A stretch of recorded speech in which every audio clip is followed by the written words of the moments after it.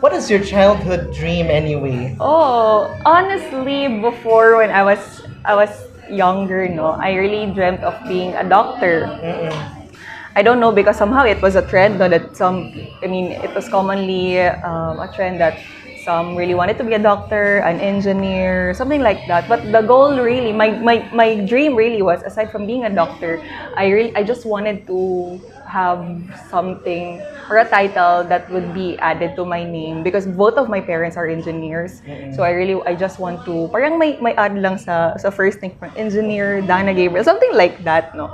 So, through the years, specifically when I was in high school, my dad introduced me with what is my profession now, being a geologist. So he introduced me with this course. So I think it's not that common. I don't know how because for example, my PRC license is around 2,000 pa eh, and we're basically more or less 3,000. There are just more or less 3,000 geologists here in the Philippines. So basically, we're not that saturated. No?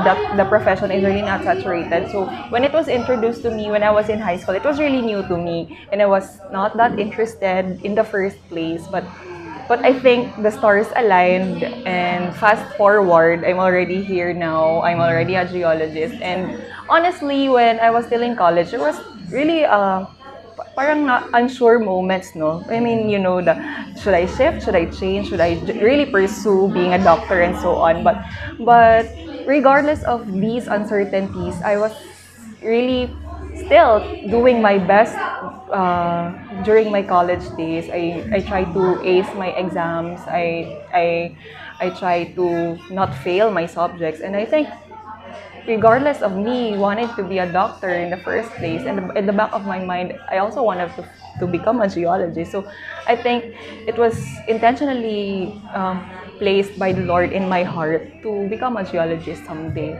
So fast forward now, and I think it says everything. Wow. It's very common that you had maybe paths had crossed because I know. probably it is in line with your advocacy, I suppose. Yes. But anyway, I'd like to ask regarding, of course, being a geologist yourself, what do you observe as you go traveling places, and especially if you see anything that is very common that they neglect, I suppose, Yes. for people that they don't know the rules and regulations of such. Yeah, I So, know. You know what? Whenever I travel, there are really things that are just seen, no, by the geologist. Like for example, whenever we travel, for example, the simple diversion road.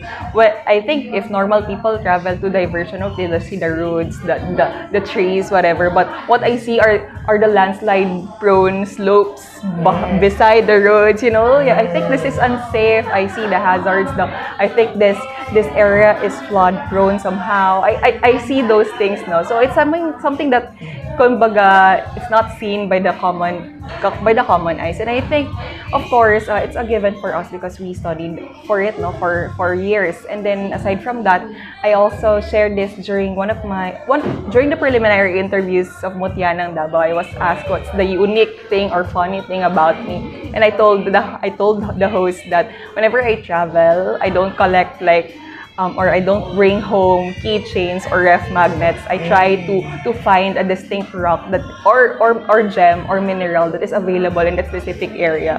So it's somehow like that. And then whenever I go to places, I really parang unconsciously look for the rocks. What kind of rock is that? Because rocks for us, rocks tell stories, and then whenever we see rocks, we somehow eventually imagine what was this place before hundreds of years ago, something like that. So that's how our mind works, no, as geologists. Somehow interesting, I think. yeah. Well, most of us are not aware about this, but of course, you're an expert. It's your expertise, I suppose.